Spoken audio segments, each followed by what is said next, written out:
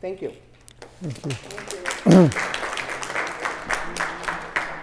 Hi, good evening. I'm thinking everybody can hear me okay? Okay, we're really humbled and grateful to be asked to do this. It is it's a thing. Human trafficking is a thing. It's bigger than anybody understands. In Lake County, Porter County, Northwest Indiana. I will say, looking at the missing persons, population density, etc., there is a huge difference between the missing persons in Lake County percentage-wise and the missing persons in Porter County. But there's still a lot of missing persons. And I have noticed there are more missing persons between the ages of 21 and 50 than there has in the last 3 or 4 years as well. What's today? Tuesday, I received a text from one of our executive secretary, who, a friend of her, she was freaking out. She said, somebody just tried to take me at this grocery store here in Valpo. The one by I think it was Strax, the one just east of the university. It was Walmart. They were coming out of Walmart. That's what it was. Yeah, and her husband was about 50 feet away from her, and two what she said looked like Indian fellas pulled up in a van and said, "Hey, you want to go home with us?" She's 58. I mean, she's very attractive for 58, but she's 58. But they don't care. Okay, if they can make money, that's all they're concerned about. When I first, I'm going to try to stick to this because I want to behave. I do a really bad job of that. If you've been to any of our banquets and stuff, I get in a lot of trouble. But I'm going to try to stick to this really well. But when I first got into this, we had a banquet committee for Right to Life. And one of the gentlemen on our banquet committee worked for Homeland Security, and he couldn't make it because he was on a stakeout. And the reason I'm mentioning this is because when I did get a chance to talk to him, he was telling me, I asked him questions about human trafficking, and he answered them. And man, I asked more questions, and he answered them. And I became very disturbed because at the time, Shar is my lovely wife, Shar. Hi, Shar. Yeah. And ladies and gentlemen, the guy in the back, this is Will Rogers. Okay? Also referred to as Mr. Rogers. But he's like my right hand. He's awesome. But he'll be helping throughout the evening. But the reason I'm mentioning this is because he was telling me about this bust they finally did on the west side of Chicago, where the age range, it was such a large ring, was from 8 years old to 68. So if they think they can make money, they don't care. They will do whatever. They're some of the, I don't want to say meanest, I want to say just the nastiest people on earth, without getting carried away. Human traffickers, are like chameleons. They are always changing. They're very smart. They're not really stupid. Of course, you'll find stupid ones every once in a while, but usually they're pretty smart, or they wouldn't stay in business long, or somebody would overtake their territory, whatever. If you were able to grab a few of these handouts that I had over there, I wanted to start out with a brief history of human trafficking. It has been around for like ever. We read in the Bible, Moab, who was a prophet, the Lord told him to marry this lady who was known to be a harlot. So he did. He had some issues with her, Gosh. I'm glad Lord don't talk to me like that. But and then you have Rahab, so it's been around for a while. Stop the Traffick Indiana started out as the share group, and I don't want to spend a whole lot of time on that, but I did have a brief handout on that too, on the history. We've done quite a few. I think we've done 13 conferences, and between our conferences, workshops, and banquets, we've educated over 4,000 people on what human trafficking is, who it is, where it is, and what we can do about it. So did everybody able to get the handouts okay? I'm hoping that I had enough of them back there, because I'm going to ask you questions about them. Okay. So, and we've had survivors from, oh my gosh, all walks, no joke. We had one from the streets of Los Angeles, and to, $7,500,000 trick ones. Okay, all spectrums. Then we had the young lady. Remember, she was basically snookered into, given away, tricked by her friend, and given to a man in Griffith, where she was held captive for 2 years in his attic. That was another story. But we've had a lot of, I want to say a lot of survivors, but realistically, there's not a lot of survivors. So I'm going to try to stay with this, but I remember numbers and things, so I'm going to spew them as I think about them. So when I say survivors, there aren't many survivors. Why? A lot of reasons. Two of the biggest reasons. One, if they are ever able to get away, most of the time there's nowhere for them to go. There's not enough places, A, safe, 2, comfortable. And I don't know if they would really be concerned as much with how comfortable it is, as long as it was safe. But I know just within the last week, we had 3 girls who were going to come out from Chicago. Different ones, different times, different areas. And they all backed out because they are deathly afraid if they get caught. Because the people that traffic them will either beat them within inches of their life in front of the others, so everybody knows and sees, and they all use the same tactics, or they'll kill them in front of others and dump their body somewhere, and they will make some of them go with them, and they all do this. The only ones that are a little bit different are the gangs. The gangs, they're a little more careless and they don't really care. So what is human trafficking? Okay, does everybody have the handout? It says in our backyard.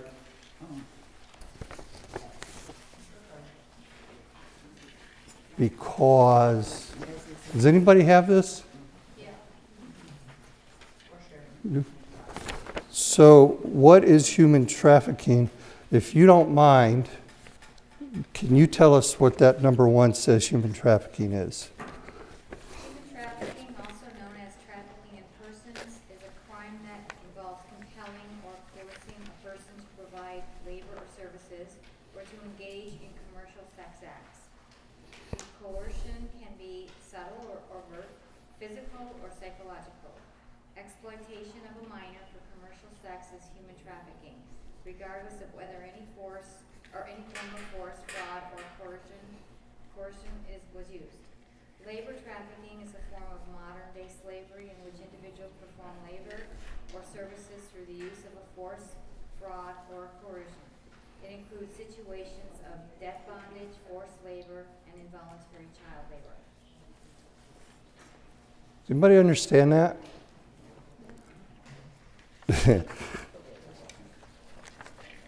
I know when I first got involved with this, I thought, yeah, human trafficking, that's somebody's maid somewhere or a gardener, you know. But then to find out really what it is. So we're talking about forced labor and involuntary child labor and debt bondage. Gee, does that really happen in the United States? It happens here. I know a place. How far are we from Shorewood? I know a place just 2 years ago where they made an arrest in Shorewood, and it did not hit the papers, by the way. But yeah, they had a young lady. She was 19. She'd been living there for 5 years waiting on this family, and she was living in the garage. Yeah. In Shorewood? Mm-hmm. I definitely wouldn't tell you that. Can I ask you a question? Yes, ma'am. You said one of the reasons that they don't leave. Is one of the reasons they commit suicide? I'll get to that in just a moment. That's the reasons they usually don't. I got it, brother. I got it. I know. You want me to speed it up? Okay. All right. We're all talking about the share group enough. So I don't want to blow our own horn. I love the people that we work with, but I hate that we have to do this. Okay, so that's about what we've done in the last 11 years. So that's where we're at. How's that, Will? Okay. All right. So the average lifespan of a traffic victim, I'm wearing you guys out because I know you guys have heard this probably 10 times. But the average life, and you too, Sharon, but the average lifespan is 7 years. Yeah, and at the time that I received those statistics, which was probably 8 years ago, the average age of recruitment was 11 to 13.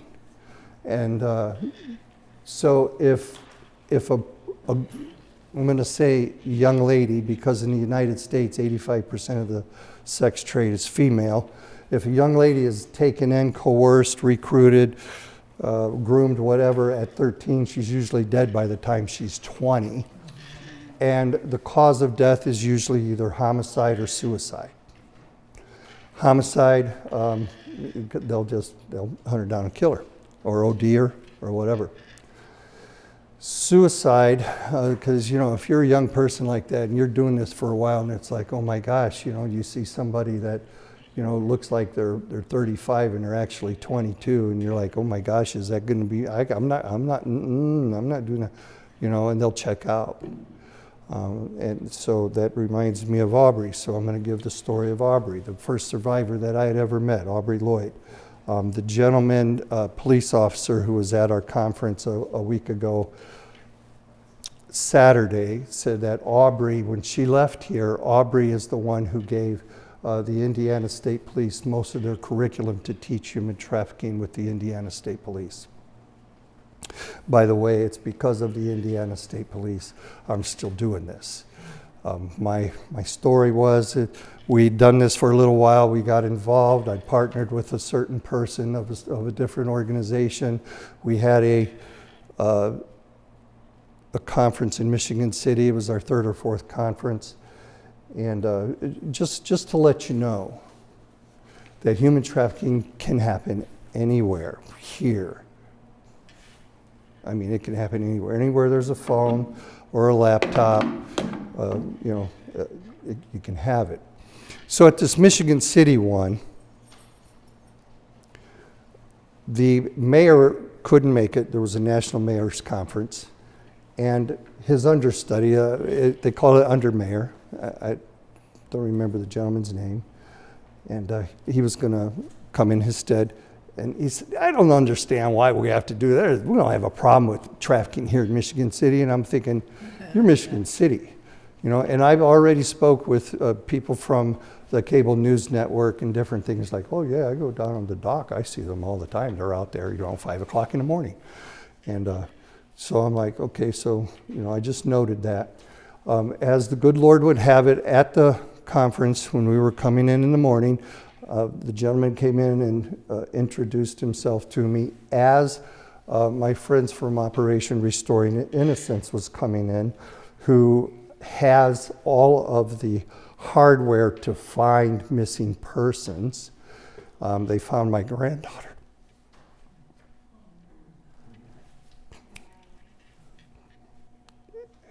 Anyway, so they walked up, and I said, I'm just thinking perfect timing.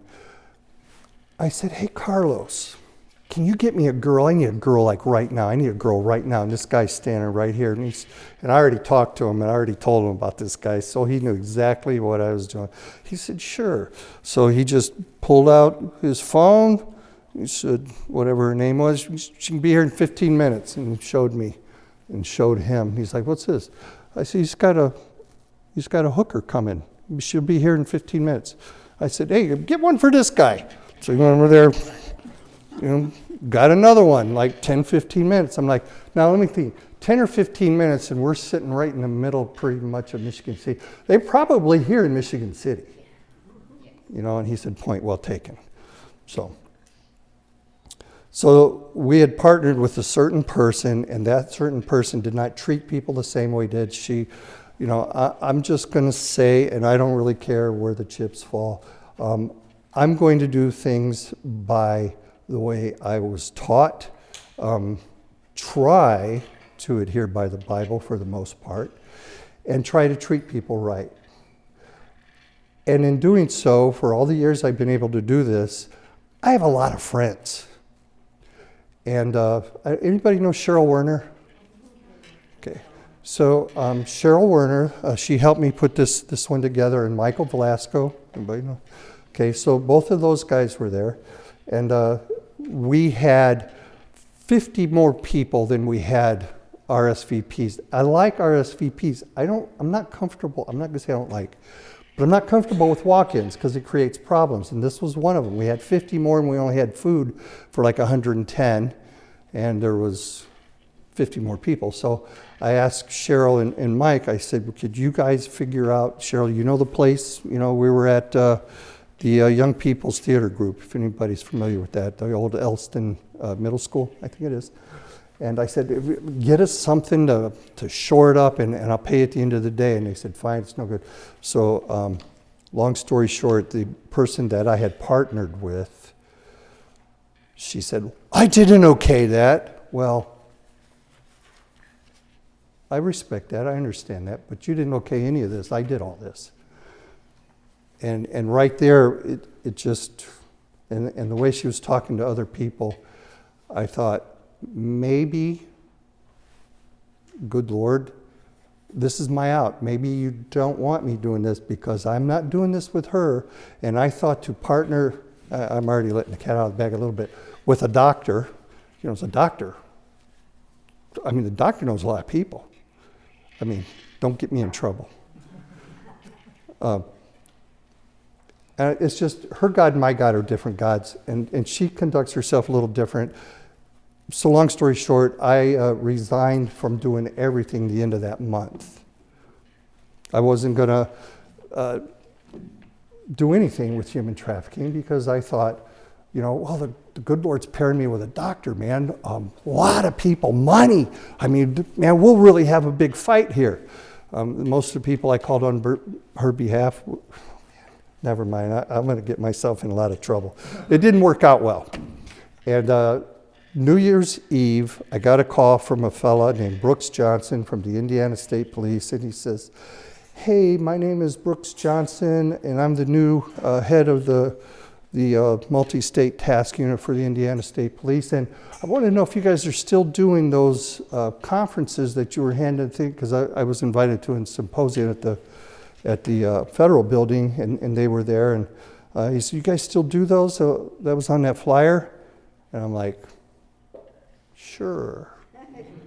We incorporated 16 days later, and that's when the share group became official. So circumstances, a lot of people, everybody is aware of the Share Foundation.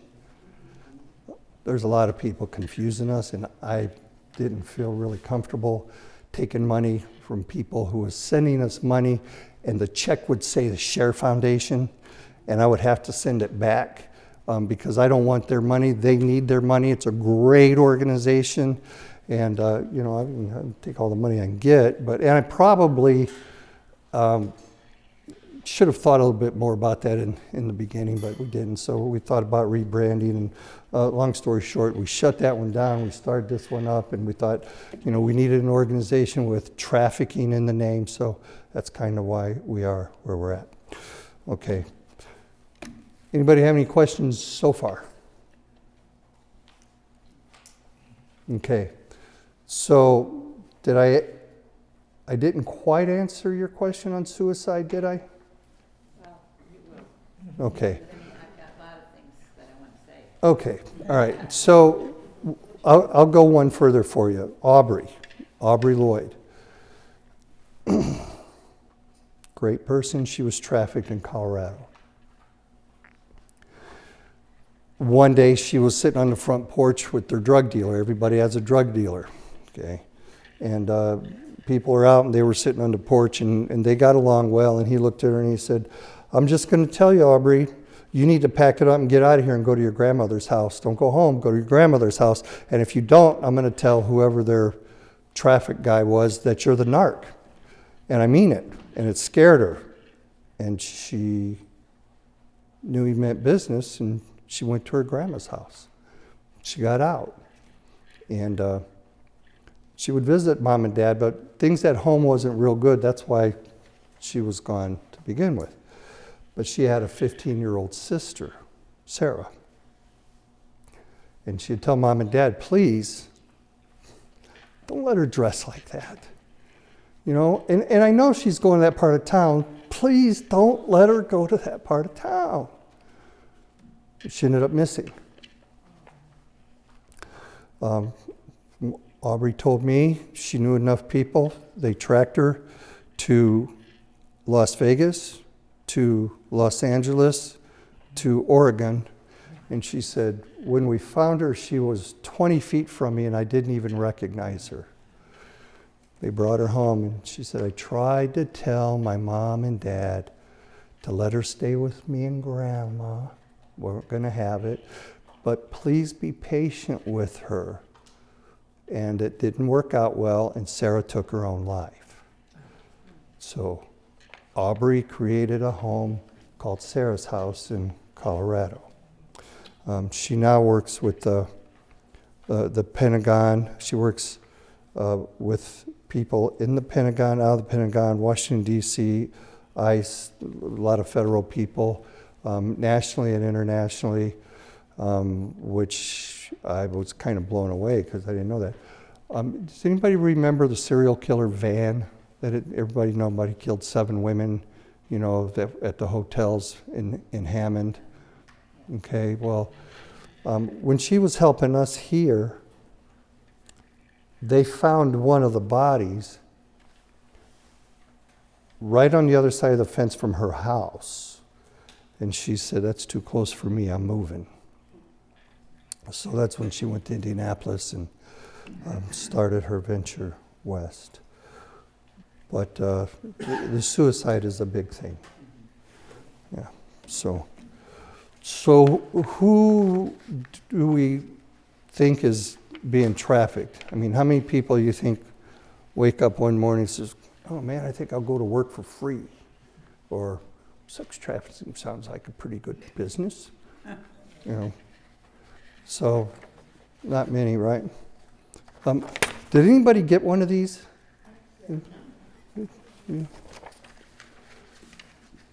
You want to read the next one for me, number 2?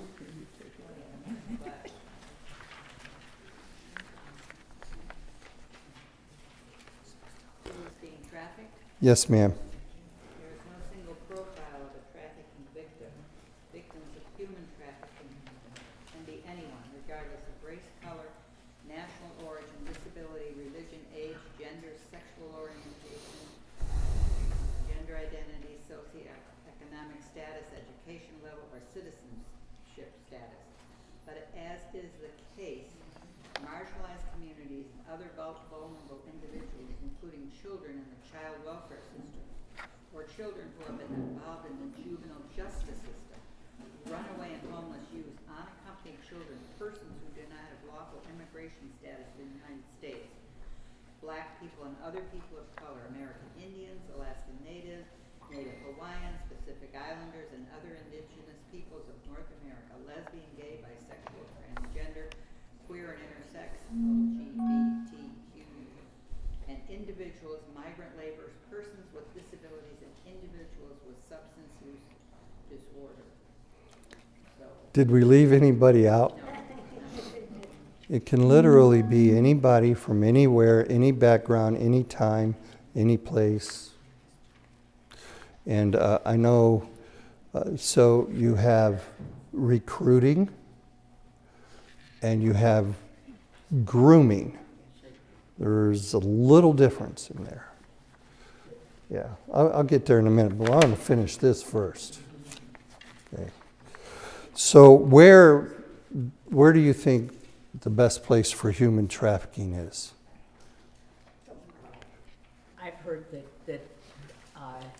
grocery stores are the most prevalent of finding young children and other trafficking people. That's very common.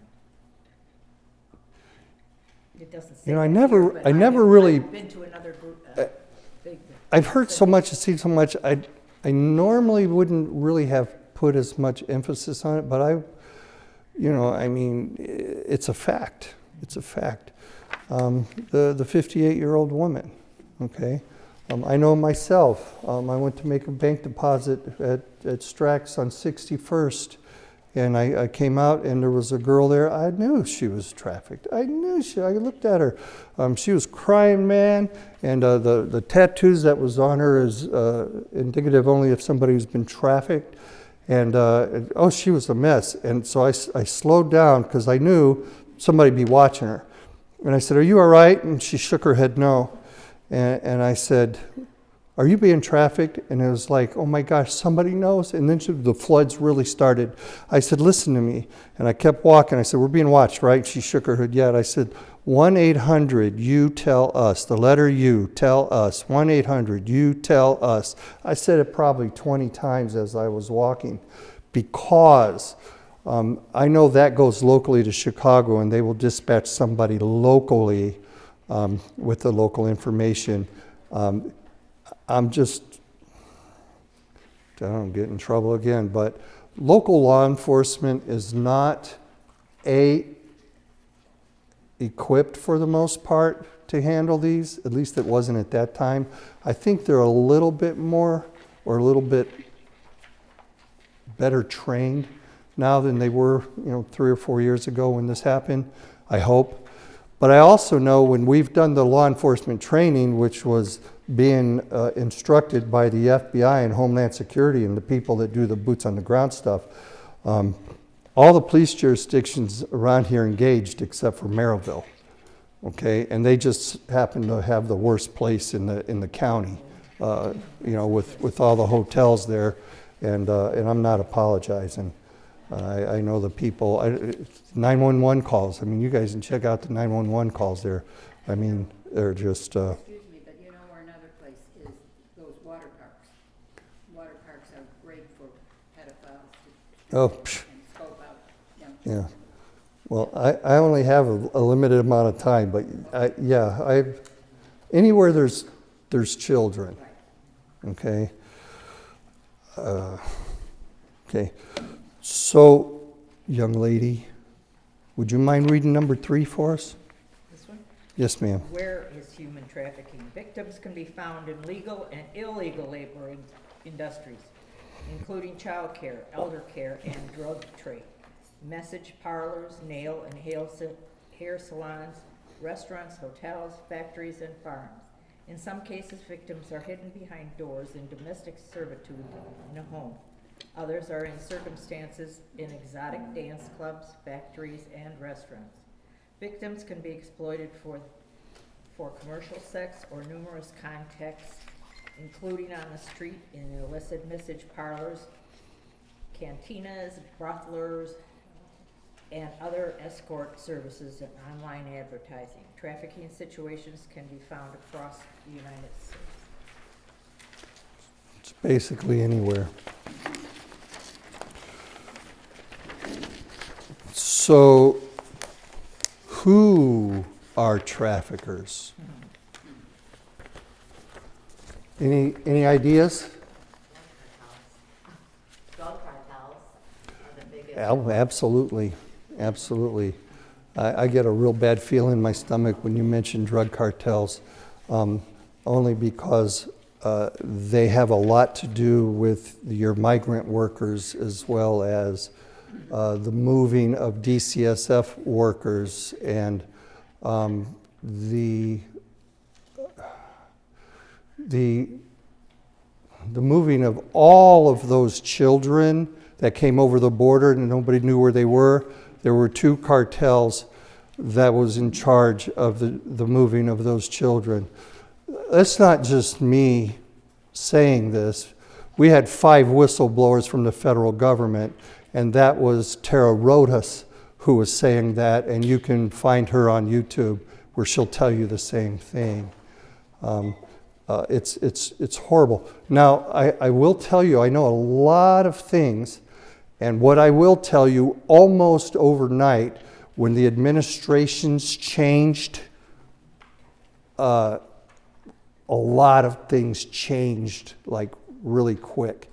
And the guy that's in that big White House now, he had been doing a lot of thinking, because this time around, my gosh, is he like, he's like been plotting and planning this stuff for 4 years, I think, because the action that he has taken, it took a lot of intel.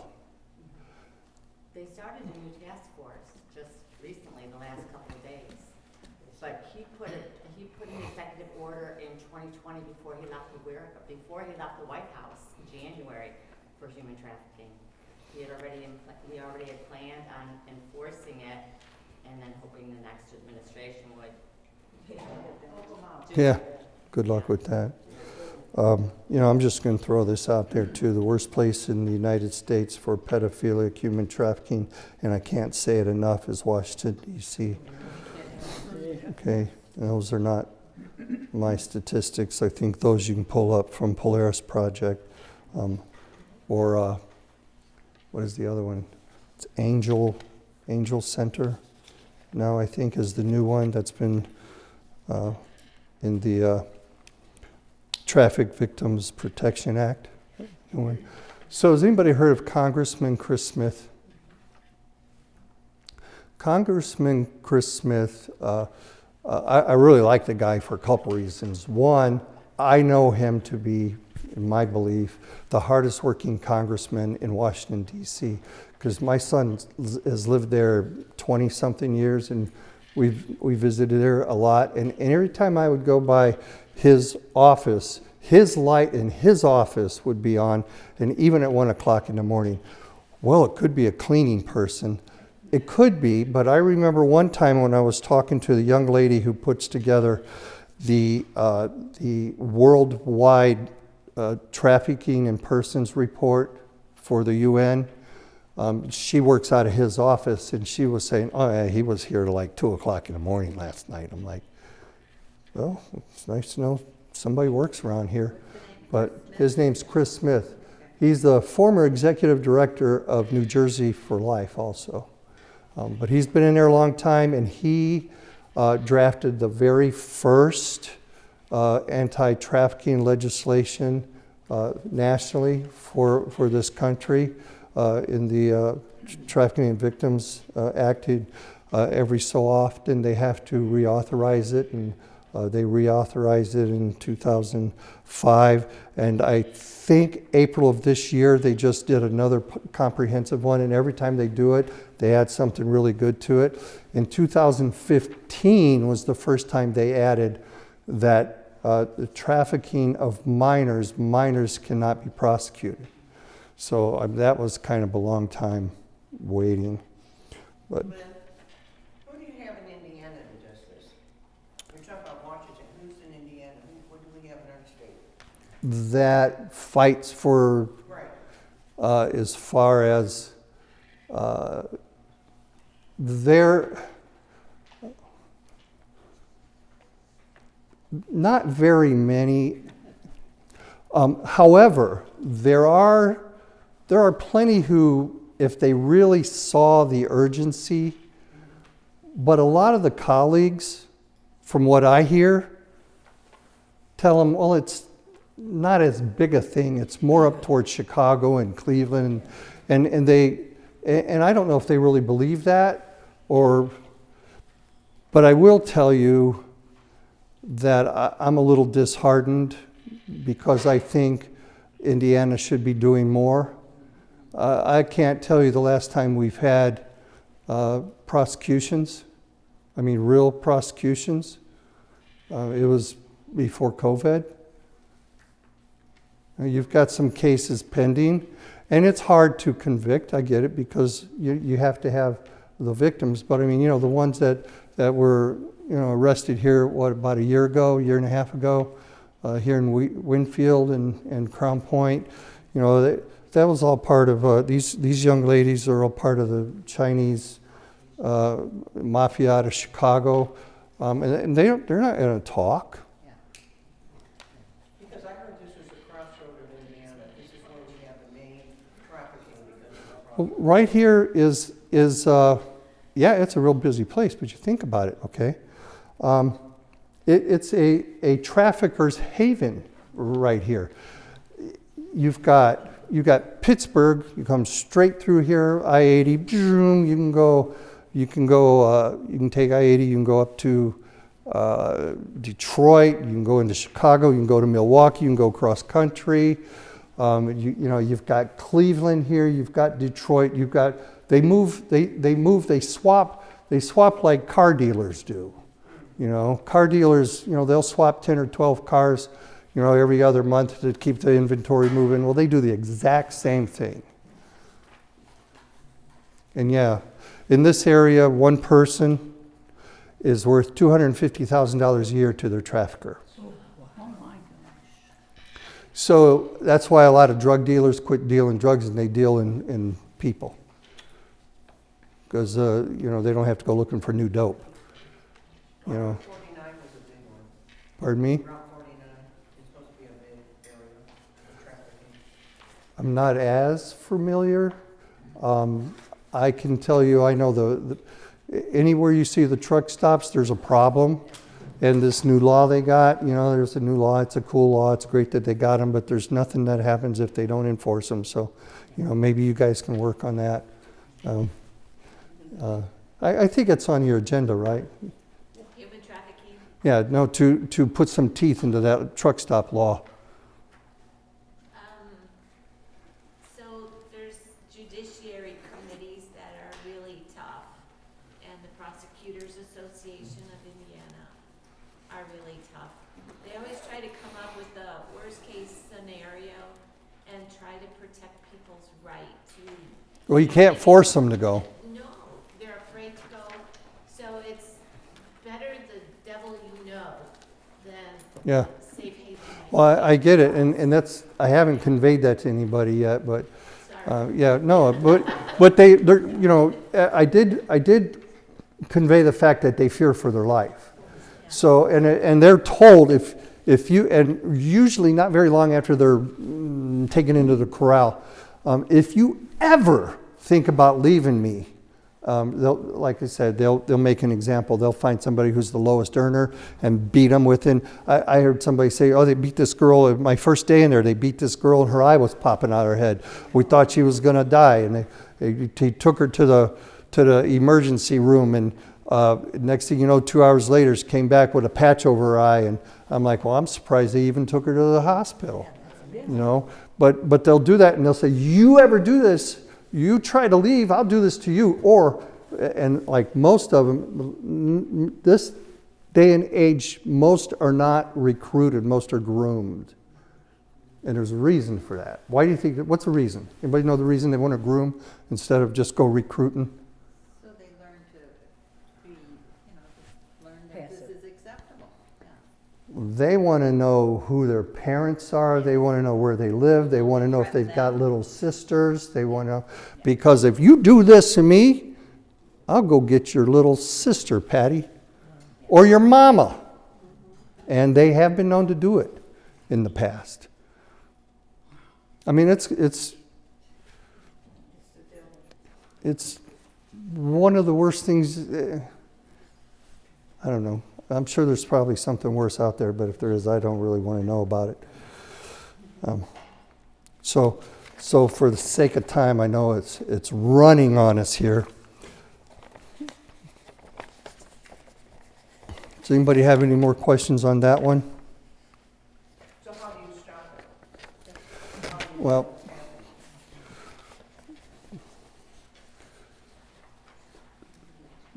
the best way that I could be honest with you would be attending something like this so that you can spot somebody who's being trafficked. How do you know that? And, well, I will give you a few items. First of all, if you come across somebody and first of all, they're not going to be acting right. They will never, and they won't be allowed to speak. They won't be able to look at you in the eyes. If they look at you in the face, they're in trouble. So they're not allowed to look at you. They're not allowed to carry any identification.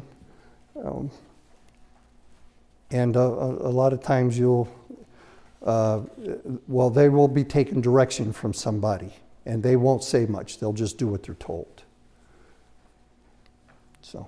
How can you help them? Well, if you've heard the saying, if you see something, say something. So if you take a look at this, I believe we need an 800 number for traffic victims in Indiana, because I know several times phone calls have been made, and by the time anything is done with law enforcement and it gets around from this person to that jurisdiction, this person's done their business and they're gone, and it's like 13, 14, 16, 18 hours later, and there's no trace of this person.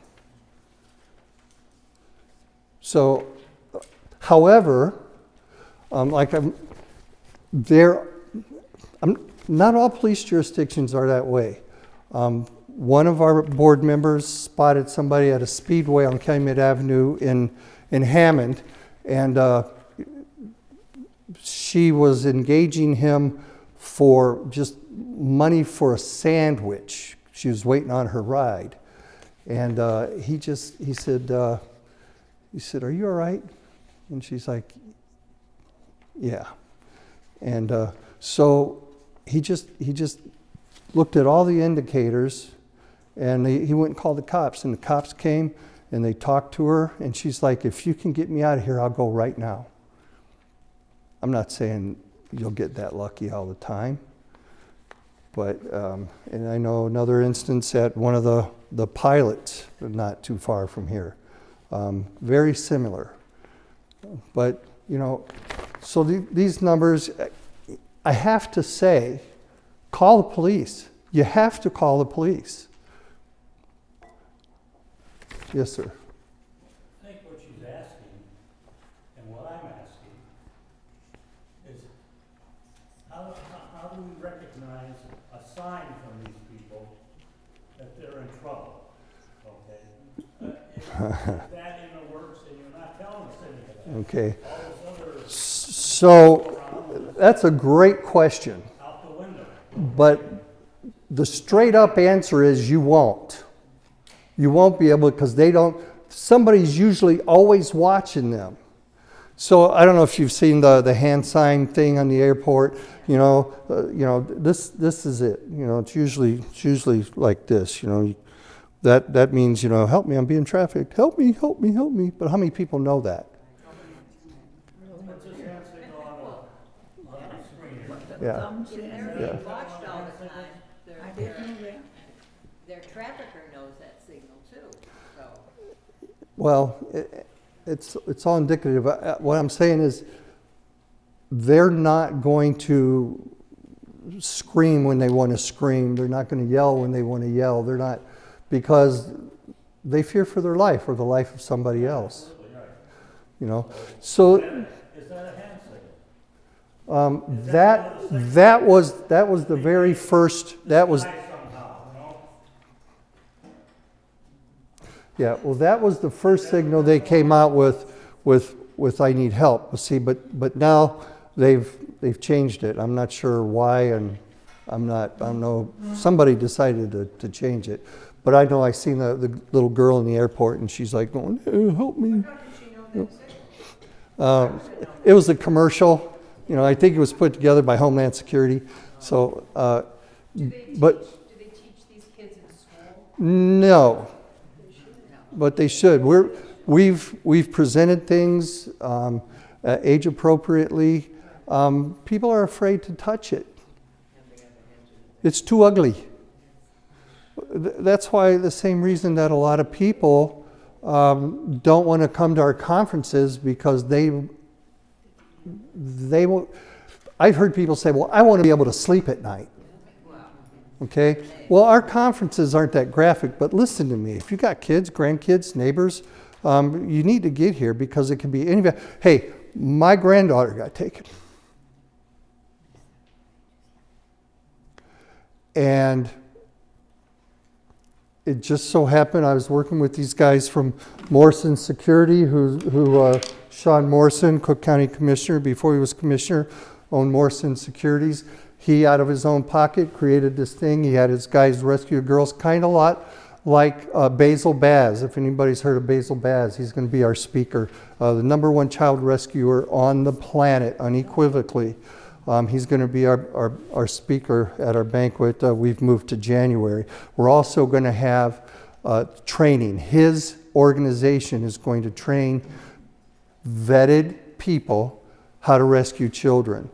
And if you go through the training, you will probably get phone calls.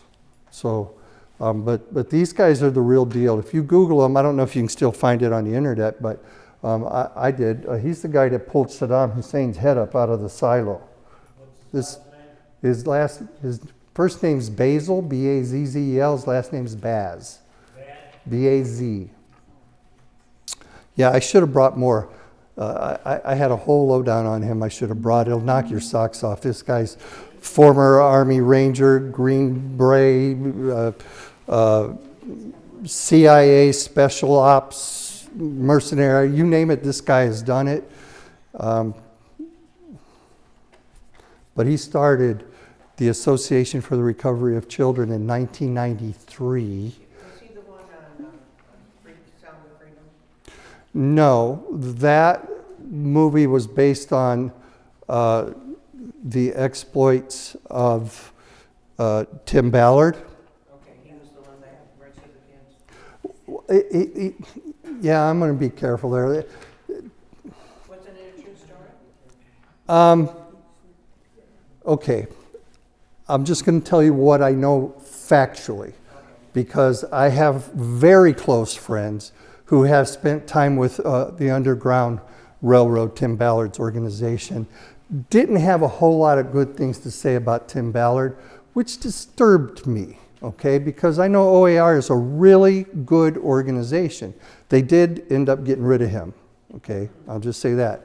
So 2 months after Sound of Freedom, the movie, anybody see Sound of Freedom? Yeah.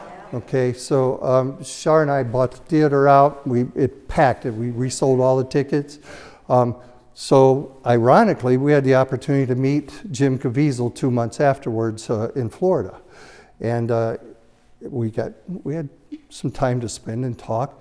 And my friend, what he told me, because he worked with Tim Ballard, so I had some questions, and he said, listen, he said, you know that we're not supposed to talk ill about other people because they might change. He said, Sound of Freedom was based on 3 of Ballard's true missions put together into one. And he said, but you need to tell people when they start asking you questions about particulars and people, it's not about the person, it's about the mission. Right.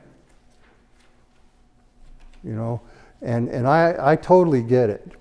And Jim Caviezel, he's about as real the deal. Does anybody know Jason Jones, the movie producer, Bella? Okay, so he's a good friend. We had him as speaker. I don't know if anybody came. He got sick too. He came after our speaker. He spent 3 days in a hospital after he spoke for us. I hope it was nothing we did, but no. But they're good friends. Jim Caviezel and Jason Jones are really good friends, and I can, I guess, spend more time with Jason, a lot of time. I call him on the phone, I hang with him. Not Jim Caviezel, sorry, it's just I'm not on his speed dial or anything, but we did get to spend some time. But he said, Jason Jones does the same thing that Jim Caviezel does. They raise money to drop water wells in places like Africa and the Middle East, but Jim Caviezel also goes in and negotiates the release of Christians with hardcore Muslims. Now you would think, oh my gosh, this is the number one guy on their hit list. They hate this guy because he represents Jesus. I mean, he's pretty gutsy, but he's the real deal. Anyway, so the sound of freedom is something that could be fairly realistic. But it gave you a good feeling that there was people out there taking hits. Yeah, well, there are, well, okay, Basil Baz. I'm telling you, please do me a favor. You guys, you really want to know a real Tim Ballard? Google Basil Baz, because he started this organization in 1993. Let me tell you about this guy. He has a video. He says, my name is Basil Baz. I rescue children from human traffickers. If you're a trafficker and I got a child on my list, I'll get you. And that's in his video. They have a 100% success rate. 100%. And they don't charge parents for anything worldwide. They'll go anywhere and get a kid. So Google them, please do. Basil Baz. ARC, A-R-C, the Association for the Recovery of Children. That's who's going to be our speaker on January 17th. And I'm pretty sure you're not going to find a better person with more experience on this. Anybody ever heard of the Blacklist on TV? It was Yeah. okay, well, he was a consultant on that, and he would tell, no, that's not the way you do it, like this. So they actually ended up saying, well, why don't you go do it? So they hired him to be an actor on it because nobody could do it as well as he was trying to get people to do it. So he was on there like 4 seasons, and bukus of other TV series and things because they wanted the real deal. And he's like, well, I'm not out in the field anymore, sure. And it helps fund his organization. But please do, because you'll find also high-profile cases that they have solved worldwide too. Everything is on their website, and there's a few people that I know locally that has taken the training too, and his training is off the charts. It's intense. It's 6 days a week, 48 hours. Actually, it's a little more than 48 hours, but. You'll know what you're doing. And they've never fired a shot in all the rescues they've done. I'm like, really? Yeah, never. His is it's ARC, Association for the Recovery of Children. So when they recover these children or these young women, they're fearful for their life, and if they're watching them all the time, how do they ever know that they're safe again? So these guys only recover minors. Only recover minors. Minors, under 18. So you're 19, you're out of luck. With this organization, they may do other things. I know other organizations that rescue people, but there again, there's just so many hurdles. It's like, like I said, in the last week and a half, we've had 3 girls so close. We've had it all set up. I mean, in 3 hours, they could have been in a safe place. But they can't be in a safe place forever. So, Says who? well, I mean, at least there's, there must have been a system of thing. They are afraid to go out and afraid that they'll be snatched up again. Well,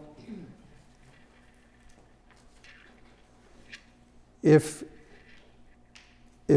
you get out of the area and you're in a safe place like some of these places, people who do rescues, they don't want to pick you up in Gary and have you sit at a house in Maryville for, they're going to pick you up in Gary and get you out of town as fast as possible, and who knows what direction you're going to go.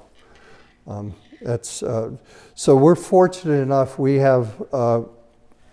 work with people in northern Illinois, Louisiana, Florida. We have one place in Ohio.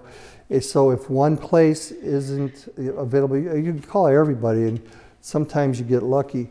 I'm getting at a point where I don't want to keep saying anything about the Hope Center, because the place is just absolutely phenomenal, because I don't want that to be the first place traffickers think. Yeah. Although they have very tight security there. They have like $200,000 worth of a very elaborate security system. They have police that are on property all the time. I mean, it's secure to a degree. And I don't, if you're a trafficker, I think you'd be a nut try to go in there to, They are not. But it's not worth getting picked up for. If you're a trafficker and you get picked up, So if you've been in this trafficking situation, do they get mental health assistance at all? Of course. Well, you would hope so. that's a great question. So, if you're a person that's being trafficked, boy, I'm way off of this thing. Sorry, guys. If you're being trafficked, and say you've only been in it 3 weeks, and you've cried your eyes out so many times already. So, what do you think a year from now you're going to be thinking? So, if you fell asleep and in your sleep, somebody in your dream said, "What is your favorite wish?" What would you wish for? They would wish for the Hope Center Indy or the Dream Center LA. And that's because very few places have a facility that says, "Hey, we have a short term, come in, evaluate, check, get yourself straight, we'll get you off of drugs, okay? If you're on dope, we'll work with you on that. And if you like this, we have a long term, we won't kick you out. You get to a place in 15 months where you're healing. They have psych doctors to help you with trauma. They have medical doctors. They have a dentist that helps them out. On site, they have a boutique that sells clothes. All the money they make also goes towards the place. They have a salon, hair salon. They rent the chairs. All the rent money goes toward the place. But after the 15 months, so actually you're in there about 18 months with the 3 months in short term, you can qualify for a job somewhere. And you can still stick around for a while, but you'll have to start paying a little bit of rent. But they won't kick them out until they're ready to go. But there's not many places like that, that can offer full medical, a safe place, a bed, security. That's in Indy. Yeah, it's in the Indy area. Who pays for this? The founders was a pastor and his 2 children. One has since passed. He had an aneurysm in his heart, and a young fella, but is the pastor. And no government money, and he raises all the money, and they get granting from foundations in different places. I think they operate on like $3.4 million, and he raises all that money. But I'm going to tell you, man, I have never seen anybody that has so much favor with God that this guy has. I'm not kidding you. I mean, his story, I have his book. If anybody's interested in his book, I have his book. Did you get his book? I have it. Oh my gosh. I mean, you can't tell me that God doesn't have favor with people that really seeks his heart. But that's how it's paid for. And and they'll take donations from us too. What's his name? Hope Center. No, what's the guy's name? His name's Pastor Hubert Nolan. Pastor Hubert Nolan. He pastored a fairly large church down there, and he turned that over to someone else. He also does pastors' conferences in Africa and in South America.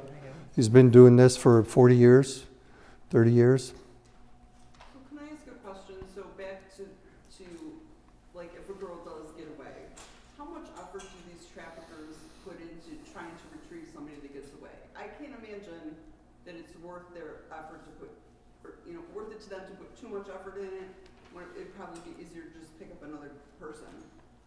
The first thing the trafficker thinks about is if they testify against me, I'm cooked. Okay, so immediately they will do whatever they can to try to get in front of wherever they think they might be. That's why to them it's so important to have a background on them. They'll send somebody to their parents' house, sit outside, or cousin's house or aunt's house, anybody that close. I mean, they will do that. But if this person has been set up and they're able to get in a truck, car, whatever, and get out of town and get on a plane like within an hour, they can pretty much beat it. Okay, as long as you don't have somebody with loose lips. Yeah, but they all know. It doesn't take them long to know that you can't trust anybody, not even who you think is your best friend, because everybody will rat on everybody. Because everybody wants to be the trafficker. I don't want to say pimp, but just so you have an idea, that's what they are. That's what the traffickers are. They're the ones that collect all the money, and they're the mean ones. So is there a certain place that people have to watch? I know Walmart's not good. But you have Walmart, is there some other place around here that we should know about? I'm trying not to get in trouble. Well, we want to be in trouble. Okay, so we have video. One of our former board members and his wife shot 40 hours of video over a 2-week period of the hotels over by South Lake Mall. On the weekends, it's horrendous. The traffickers have a big party out there while the girls are in and out of the rooms. And okay, so this thing in Crown Point, I have friends that run a floral business, and she's like, man, I know what they're doing over there. And then she's giving me all this information. She's like, and I watch them. And I'm like, okay. So when I would go by, I was, I'm taking notes, and I'm like, oh my gosh, this fits the mold. So I called my friend at Homeland Security, and I told him. And I'm like, so let me guess, this will be another one of those year-long investigations. He said, probably so. So, and this one was very close to downtown. And I think it's still going on because they're still doing it, and this lady's still beside herself. And I tell her, listen, you can't let them know that you think anything. It's not good, So, and there's certain things they tell all the guys. They tell them to park on the street over there and cut through over here so that people don't see your cars coming and going. And because I can't tell you that either. It's close to a very prominent fast food restaurant. How much do the hotels know about it?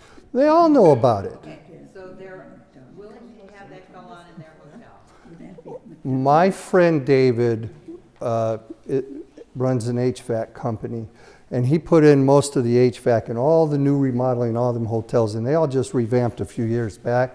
And he said every single one of them told him it's all paid for by traffic money. Really? Yes, sir? What do the local police, do you talk to the local police about these places? Instead of just letting them go on and take pictures of them? What are you getting involved, are you getting involved with any of our local politicians that can help? Have you spoken to Frank Mervan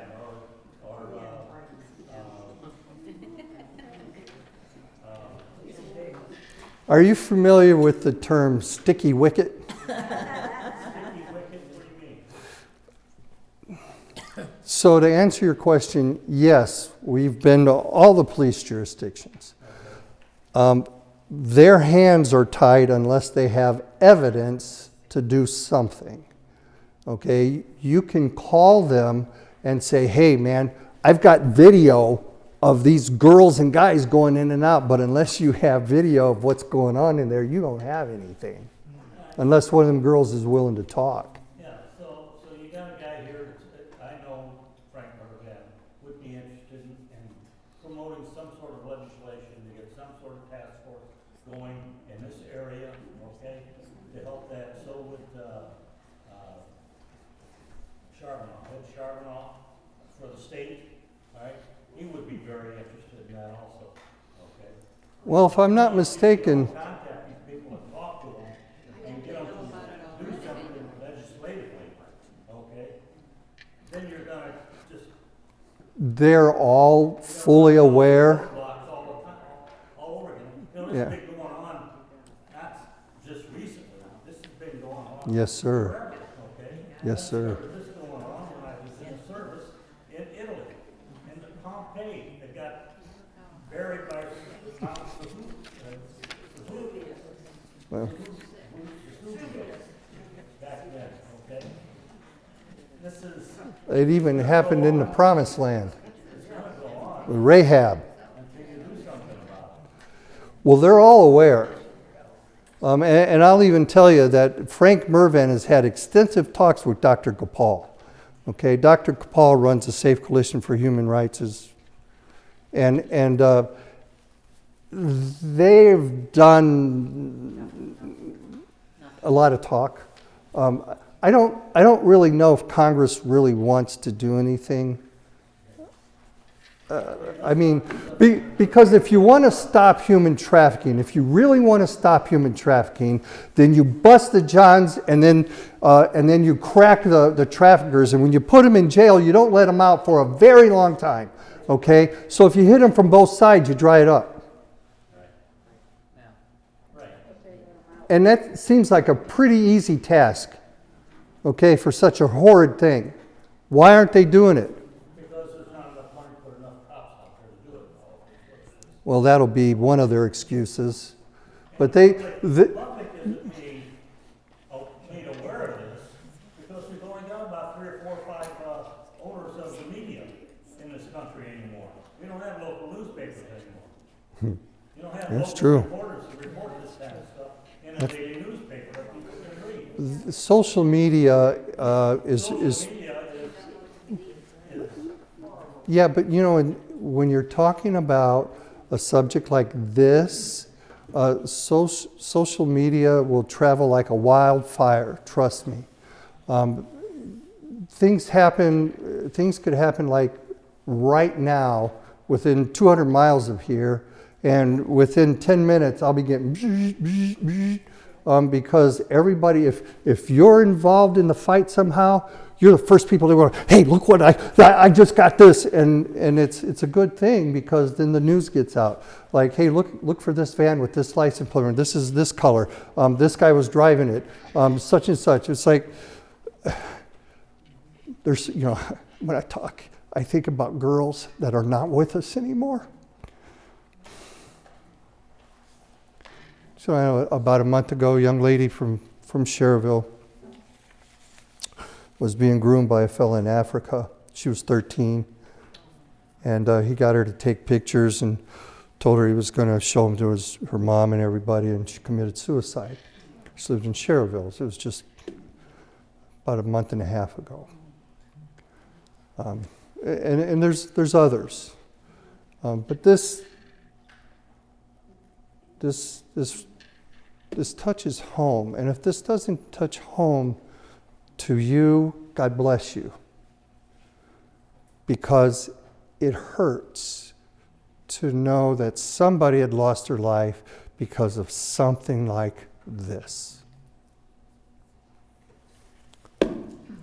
Anyway, I know Frank knows. I don't know what he's able to do. A lot of these guys really would, or gals, would like to do more, but they as individuals can only do so much to keep favor in the circles they're in. Because if they push any one topic or subject a little bit harder than the people who are committee chairman or care to hear about, you lose a little bit of favor. Maybe not always, but my 40 plus years doing this is what I've noticed a lot of times. Just like you said, the mayor of Michigan City said it doesn't happen in our. Well, wasn't the mayor, it was the under mayor. The under mayor. The same thing is with child sex abuse. And people say it yeah. doesn't happen in my town. But it does. It happens everywhere. And people go on the internet and can see where is a child molester living, and he's maybe right next door to you. But people don't want to hear that. They don't want to think it's in my town. It is. It is, and this is in every town too. It's, I believe it's in every jurisdiction in Lake County. Yeah.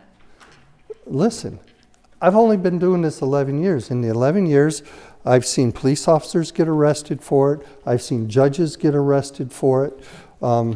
Representatives get arrested for it.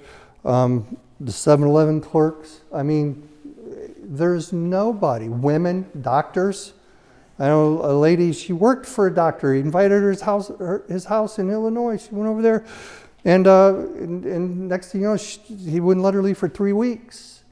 Okay, and she finally broke away. A doctor. So you never know. One of the other problems that I'm in an organization that's working on that is the misuse of children with phones.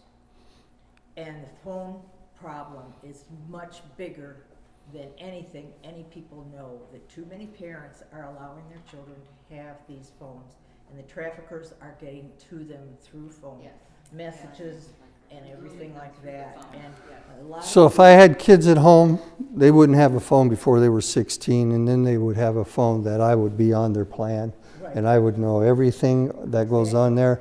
and that's part of the problem. so- Parents are not. So I'll go ahead and move this up a little bit to, in one of your, hey, Will, don't we have a video with Michelle Peterson? Recognizing human trafficking could help protect someone from harm. What is human trafficking? It's the exploitation of a person. Is it after this? Yeah. Okay, I'll get to it. All right. So, Trafficking are different crimes. Human smuggling is the illegal movement of someone across a border. Human trafficking is the illegal exploitation of a person. Human trafficking is about exploitation, not transportation. Human trafficking is a highly profitable crime and a violation of human rights. It occurs in every part of the world, including a lot of money. They've been saying for 10 years, $150 billion. For 10 years, I'm sure it's more than that. it can happen to anyone. Money talks. Human trafficking victims can be U.S. citizens or from other countries. Victims can be any age, race, or sex, but one thing they share is that they are vulnerable to being exploited. There are different types of human trafficking, including sex trafficking and forced labor. Sex trafficking victims are manipulated or forced against their will to engage in sex acts for money. Sex traffickers. So we've covered pretty much all of this, okay? So these are real pictures from Rodney. He took these when he worked the southern border. Let me tell you, there's a huge difference between October of 2024 and October of 2025. And we have the pictures. One looks like this, the other one, there's nobody there. And Rodney, he's in one of these pictures. How many pictures do we have? Do we have him in just this one? All right, well, anyway. Are these all victims? These are people coming over the border.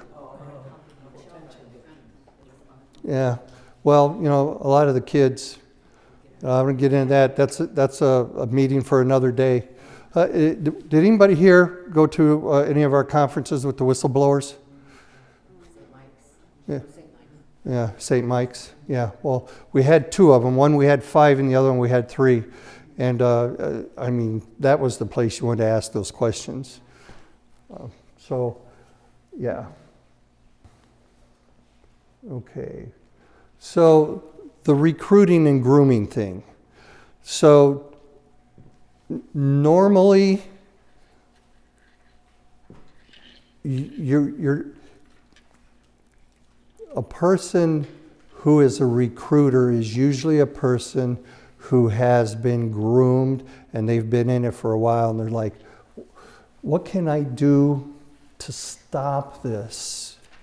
You know, well, you can have my babies or you can recruit.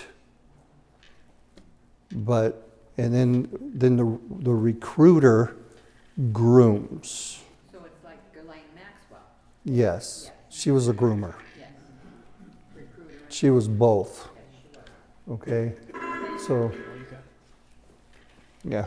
So take a listen to this. This is a true story. Happened right over the border. And we may have Mary Lynn O'Neill joining us. We know that she's pretty busy. We have a couple different videos that we're going to share. But first, we want to say welcome to the show, Michelle. Thank you. Thanks for having me. She's from Highland. She lives in Illinois now. You're here because of a dear friend from Mark Abrams. Who did a wonderful interview with you.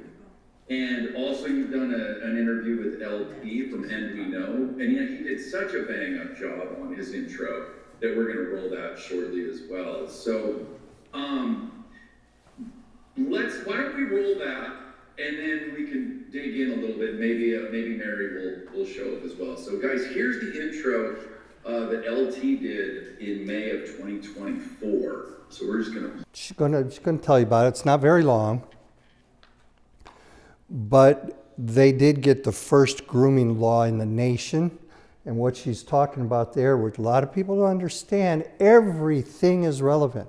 Prosecutors all over this country have been dying to get a law like this that they can prosecute with. Now they have a law that they can mirror and get other legislation and mirror the legislation and get it passed. We're trying to get it here in Indiana, but nothing is easy. But this is where she's at. And getting my son to come forward, I mean, that wasn't easy. He just wanted to go away. And I sent him to bed one night, and I said, you know, this isn't about you anymore. This is about the 3 kids that live across the street and the 4 that live down the street. What if something happens to one of them? And how do you face their parents knowing you could have stopped it? That's right.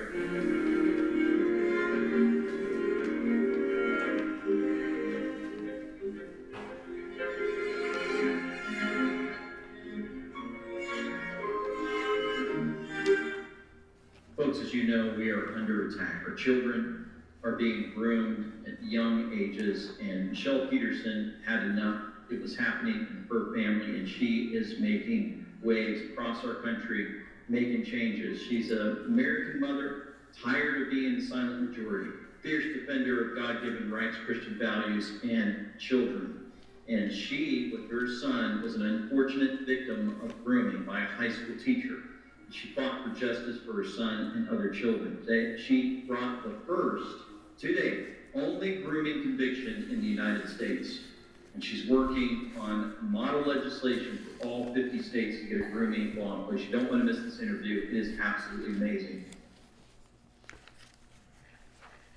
Okay, there are other states now that have followed her. There are 8 states that have some sort of laws, but I think there's only 4 that have actual grooming laws, and 3 of them modeled them after Michelle's. Okay, so you want to talk about problems at the border.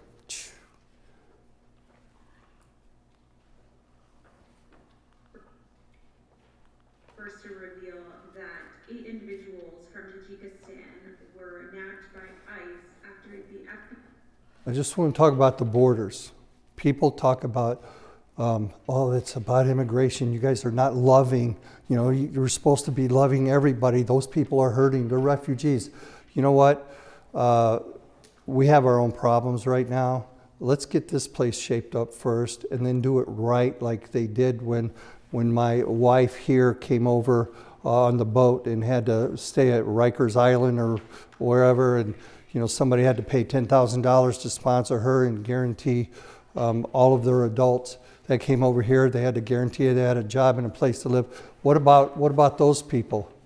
You know, this is a spit in their face. You know, so people don't understand the problems with the open borders. Who's coming in? I mean, yeah, it'd be great. Let's take care of the kids and but what about the bad element that's coming in, and how's it going to affect our economy? I mean, there's a lot of things.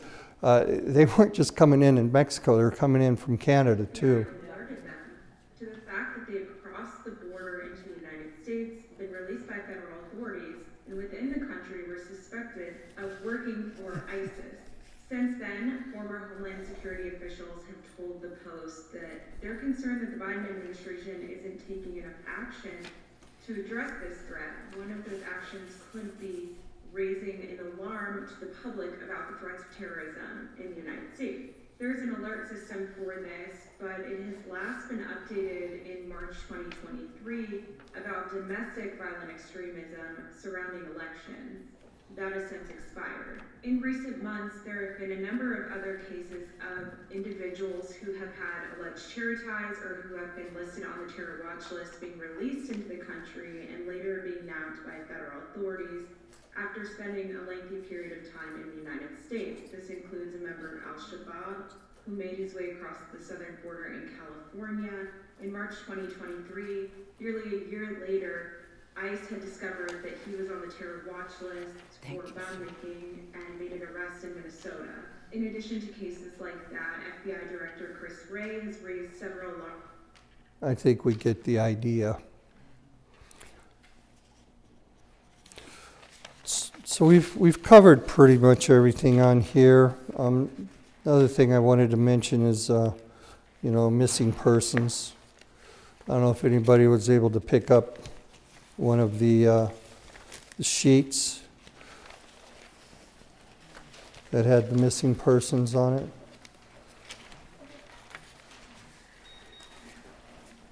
You can take those with you. So, let's see.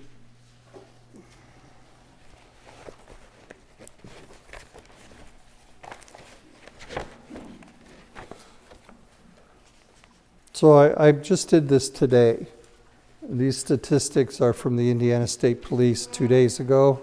Now, wait a minute. No, I think the report says, August 22nd or October 22nd. How many days ago that was? So, in a nutshell, Lake County had 141 missing persons. This time last year, they had 280. I'm not sure what happened. I don't care, but I'm just glad they went down. Now, I did have a conversation with a gentleman from the state police that has a lot to do with this stuff, and I asked him, do they have a mechanism that weeds them out when they're found, whether it's dead or alive? And so he checked it out. But I will tell you, they're a lot different than they were a year ago. And they were over 250 every year for the last 5 years that I've been watching this. 62% are 21 or younger. And in Lake County, that's Lake County, 141. And 61 of those are from Gary.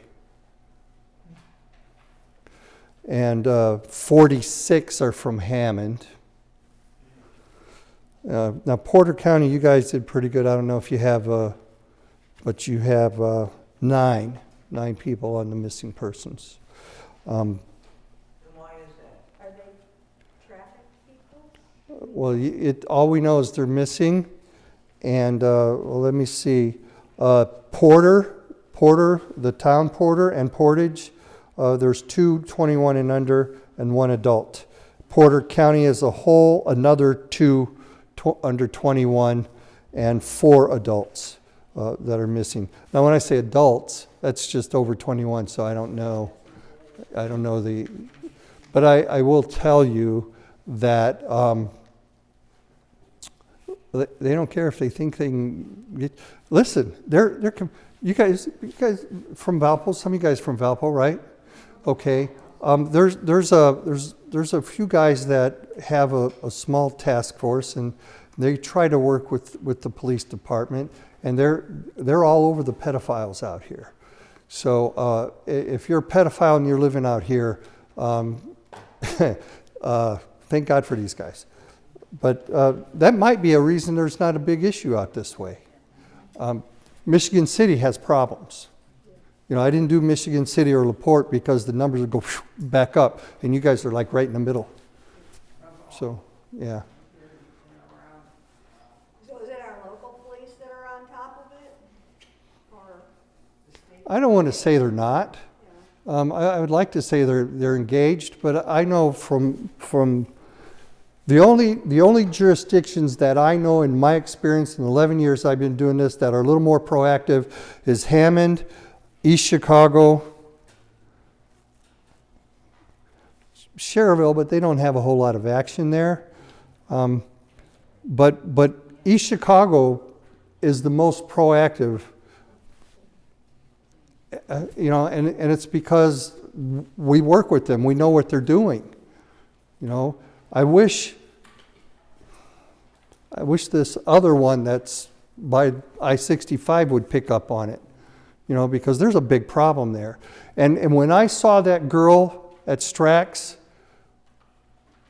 this girl couldn't be 18 or 19. It looked like somebody just beat the daylights out of her.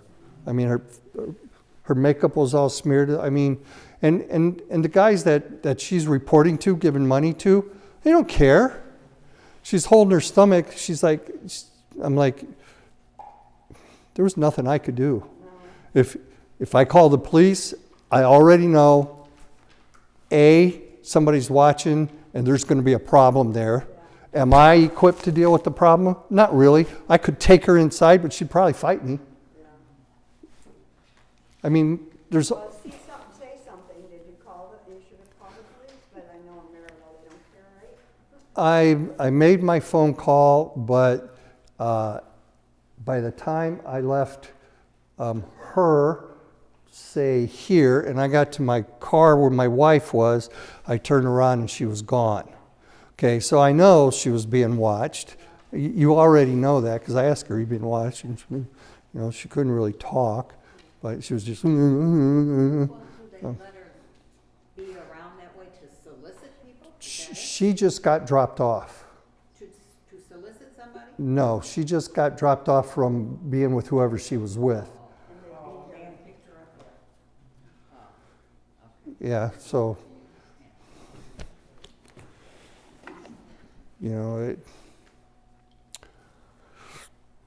So does anybody have any other questions? Because we've been here for a while, and I have a whole lot more, but I'm going to spare you. Any more questions?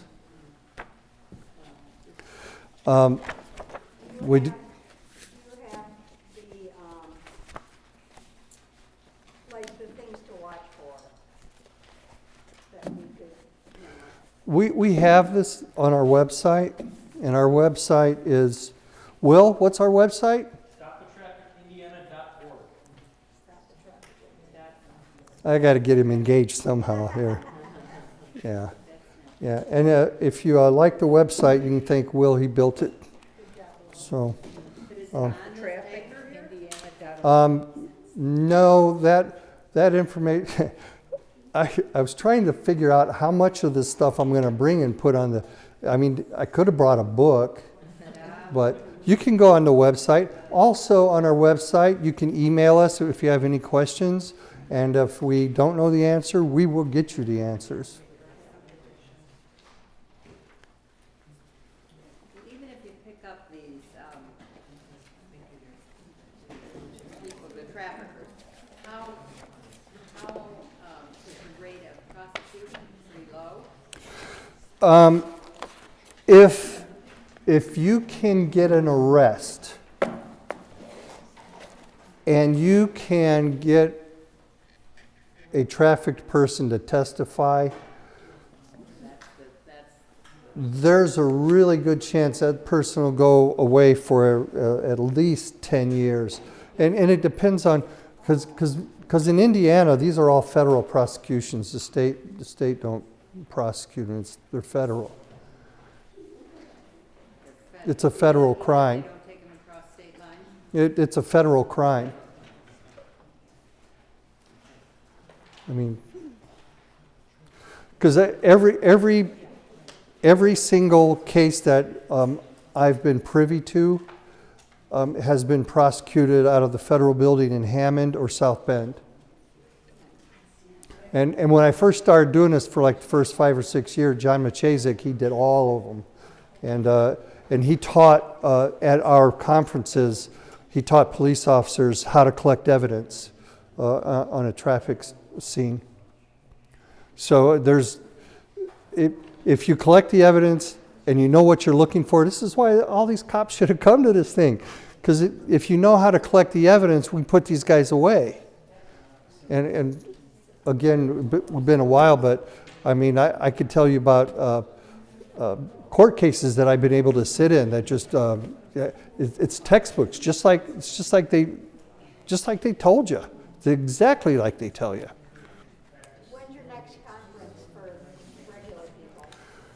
We haven't figured that one out yet because we want to get through our banquet and the training, because the training is a big thing, and that's Not for regular people, that's for people that want to go. anybody that thinks you're fit and you want to,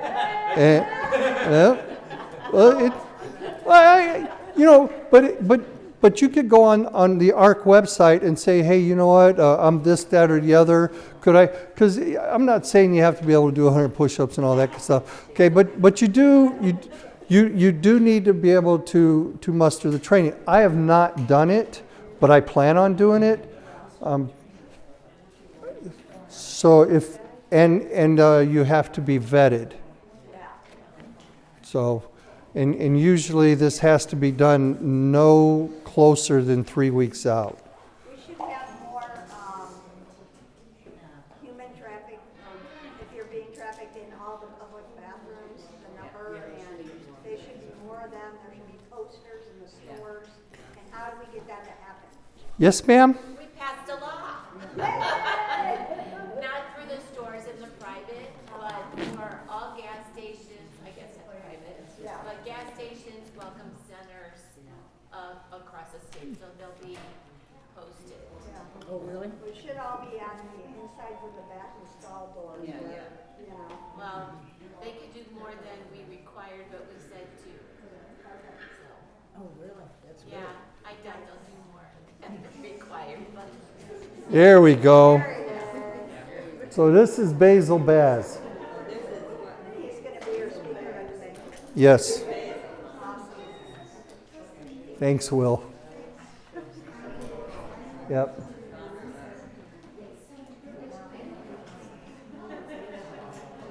he have a child trafficker? No, he's former Marine, former Army Ranger, former special ops commander for the CIA. He's, Can you tell me about how the SEALs and all the other people have volunteered their time and been undercover to rescue these people? yeah, well, if you go to his website, he'll tell you that he has teams worldwide that are former police officers, military, etc. There's a lot of people that are putting their lives at risk all kinds of these children. And that's it. Aren't you glad you got rid of me now? Yes, ma'am. Same thing they want with a 15-year-old. Well, you know what? There's all kinds of people out there, okay? I'd rather not get into the particulars.